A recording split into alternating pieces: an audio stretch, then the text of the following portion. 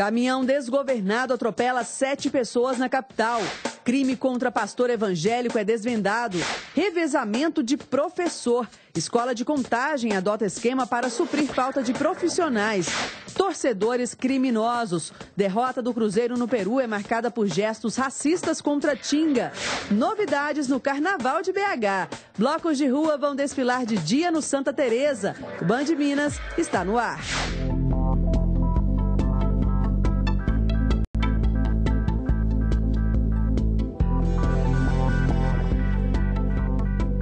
Boa noite. Um caminhão desgovernado atingiu pelo menos 3 barracões e deixou 7 pessoas feridas hoje no bairro Santa Mônica, na região da Pampulha, em Belo Horizonte. Entre as vítimas, 2 crianças de 3 e 6 anos. Desgovernado, o caminhão desceu rapidamente, destruindo a fachada desta casa, atropelando o jovem que estava nesta bicicleta, só parando depois de destruir 3 barracões. 7 pessoas ficaram feridas.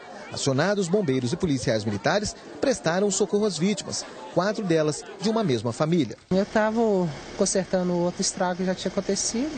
Aí o caminhão veio de uma vez, aí eu caí, apaguei de caminho em cima de mim. Aí eu fui só ajudei socorrer 2 menininhas.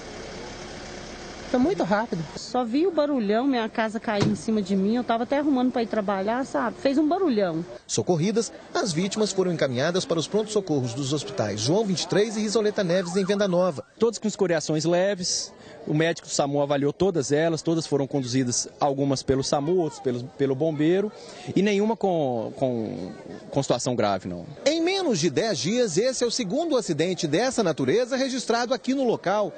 O primeiro deles, na última segunda-feira, quando um caminhão da SLU desceu desgovernado e destruiu uma das casas. Revoltados, os moradores aqui da comunidade pedem providências. Ali embaixo tem mais de 11 meninos ali, tudo nessa mesma direção aqui, ó. Entendeu? E todo mundo tem que ir para a escola, menino tem que sair de dentro de casa. O que é que a gente vai fazer? Moradora de um dos barracões, esta auxiliar de telemarketing disse ter recebido um dos piores telefonemas da vida.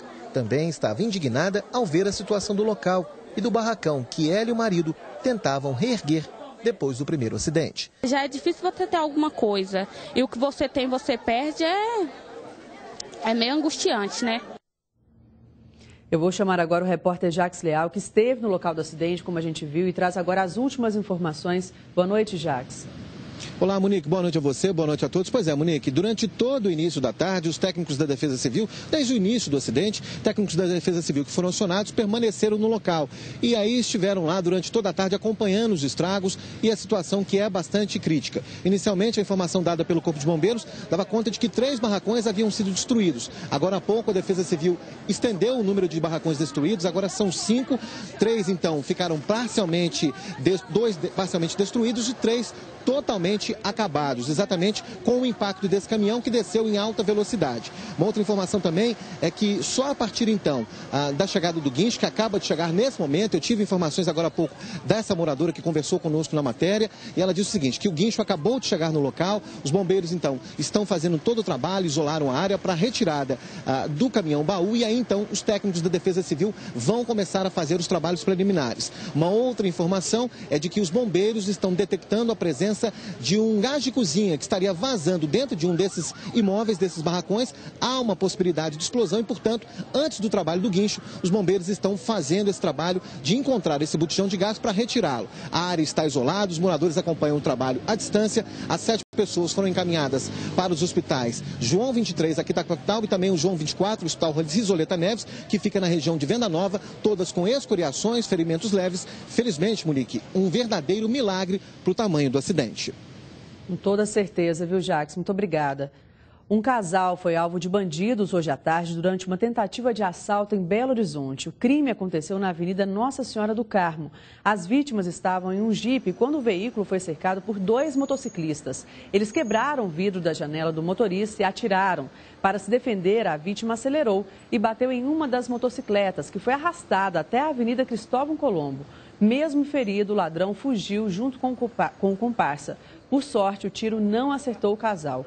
A moto, que foi abandonada no local, tem placa de São Paulo. Os 2 suspeitos não foram presos. e está preso suspeito de assassinar o pastor Charles Vidal em Venda Nova. Segundo as investigações, a vítima foi morta porque reagiu e a intenção do criminoso era roubar a igreja evangélica. Reinano Francisco de Oliveira, de 45 anos, chegou ao Departamento de Investigações amparado por 2 agentes da Polícia Civil. Uma cadeira de rodinhas foi outra maneira encontrada para transportar o preso. O pé engessado foi resultado da resistência à prisão. Os policiais tiveram que dar um tiro no pé do suspeito. No momento da prisão, ele investiu contra os policiais que precisaram conter a agressão injusta dele. Reinano é apontado como o autor de um latrocínio que resultou na morte do pastor Charles Vidal de Souza, de 34 anos. O crime foi cometido em janeiro na igreja em que a vítima trabalhava, no bairro Céu Azul, região de Venda Nova. Ele amarrou os pulsos da vítima com uma fita adesiva, foi fazer a mesma coisa nos pés, o pastor conseguiu se desamarrar e deu 2 socos no peito do autor. Em seguida, conseguiu imobilizar a vítima, segurando pela nuca, e deu o disparo que matou o pastor. Reinano já foi preso outras 2 vezes, mas estava foragido desde 2009. A polícia chegou até ele depois de encontrar os pertences dentro do carro roubado. O principal indício foi uma nota fiscal de uma compra realizada no dia do crime, na cidade de Bocaiúva, e um outro comprovante com o telefone do autor. Ao chegarem na loja, os policiais reconheceram o suspeito por meio do circuito interno. Reinano confessou o crime. Morreu porque ele me agrediu. Ele reagiu me dando soco, e ele era bem mais alto e forte. E ele estava me dominando aí. Os funcionários dos Correios fizeram mais um protesto na manhã desta quinta-feira. O local escolhido para a manifestação de hoje foi a BR-262, na altura do bairro Universitário, na Pampulha. De acordo com a Polícia Militar, os manifestantes ficaram em frente ao centro de distribuição dos Correios, impedindo a entrada de outros funcionários na empresa. O protesto foi pacífico. A falta de profissionais da educação obrigou uma escola municipal de Contagem a adotar um esquema de revezamento de professores. Após 10 dias de aula, as folhas do caderno ainda estão em branco. O ano letivo na escola Apio Cardoso, em Nova Contagem, começou no último dia 3, mas faltam professores. A gente fica muito prejudicado. Na hora de prova, a gente já vai ter uma prova e fica muito ruim. De 5 professores de matemática, só tem uma, que é a Cleusa. Está sendo um transtorno, né, para nós, porque no final do ano nós ficamos prejudicados e também está muita falta de professor e só está trocando dia. Tem dia que tem aula para um, tem dia que não tem aula para outro. Na escola, apenas 8 das 22 salas estão ocupadas. Este pai de aluno está indignado com a situação. Meu filho está desde o dia 3 dentro de casa. Todas as vezes que a gente vem aqui, eles empurram a gente com a barriga. Não tem mais condições. E esse está querendo fechar a escola. Para tentar minimizar o prejuízo no aprendizado dos alunos, a direção da escola optou por fazer um remanejamento de professores. De manhã cedo é o agravamento maior, estava faltando 22 profissionais de 33, tá? Então, com esses 11 profissionais que nós tínhamos, nós estávamos fazendo um escalonamento, tá? Um dia, uma semana vinha a 8ª série, na outra semana a 7ª, tá? E na outra semana a 6. Então, hoje nós estamos com 8 salas funcionando dessa forma, de 22 salas. De acordo com o diretor, faltam cerca de 20 professores. O motivo seria o atraso para nomear os profissionais. Teve uma nomeação no dia 17/12 e outra no dia 27 de janeiro. Tá? Então, na primeira nomeação, nós vieram para cá pouquíssimos professores. E a situação se agrava pela localização da escola. A região daqui ela é muito prejudicada por ser bastante longe da região metropolitana. Tá? Então vai ser as últimas vagas a ser preenchidas até nessa forma. Ainda segundo o diretor, a chegada de novos professores só deve ocorrer daqui a 2 semanas. Enquanto isso, resta aos alunos reivindicar pelo direito à educação. Queremos professor! Queremos professor! Queremos professor!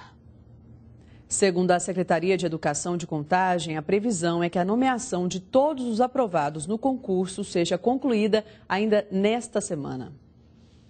E veja a seguir, depois de muita polêmica, a Feira do Mineirinho está autorizada a funcionar. E ainda a ação racista dos torcedores do Real Garcilasso contra a Tinga do Cruzeiro. Saiba quais as medidas poderão ser tomadas ao vivo com Everton Guimarães. Você vê imagens ao vivo da Lagoa da Pampulha, cartão postal de BH. 7 horas em ponto, eu volto já já. Jornal Band